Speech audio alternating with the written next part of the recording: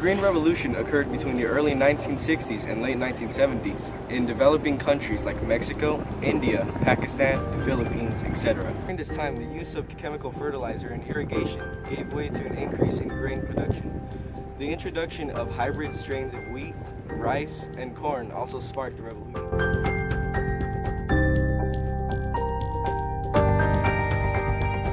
Because of the vast increase of wheat production during this time, famine was averted in India and Pakistan, and Mexico was able to start a large wheat production rather than importing. All three countries were able to become self-sufficient by 1974. Additionally, the Philippines adopted the same idea with rice and were able to multiply their supply by 5 and help support China.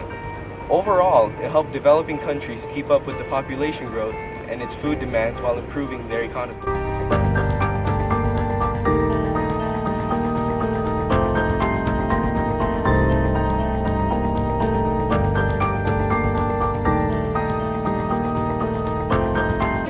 Is known to have saved millions of lives, but there are some issues with it. This all started when a plant breeder, Norman Borlaug, and a group of research companies made variants of wheat plants. These plants were able to resist disease and produce more wheat quantities and were transferred to other regions of the world.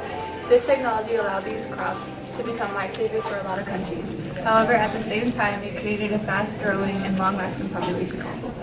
Before the Green Revolution was set, India had rules to only carry a certain amount of people in their country. This was because of the limited food source they had access to. The population was constantly getting checked due to the limited supplies. The food was divided as equally as it could be amongst the population in order to ensure people wouldn't starve. Then, after the Green Revolution took place, India had a lot more crops and there was a large increase in population too. Of course, this did lead to overpopulation, and even these crops weren't enough. There were too many people for the crops to sustain, and India would eventually enter into a famine that has lasted for over 40 years.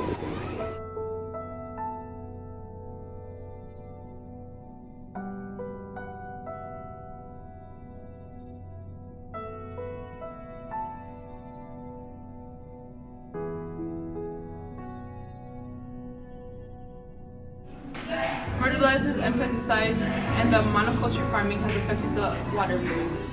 The Green Revolution did help a lot of people get out of famine, but if the non-green form of farming doesn't change, then there will be a grim future to look forward to. The Green Revolution developed the productivity of the crops and saved over billions of people all over the world from famine and provided more food resources.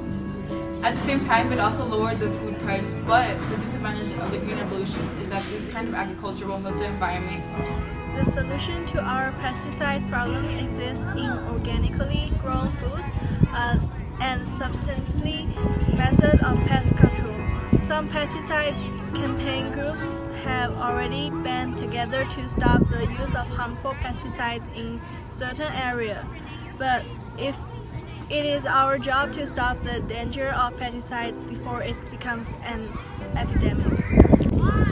Certain fertilizers have to be soaked in the soil for the genetically modified plants to grow, and this can be sprayed throughout the world with rain. It will contain chemicals that would contaminate the rain and affect human population.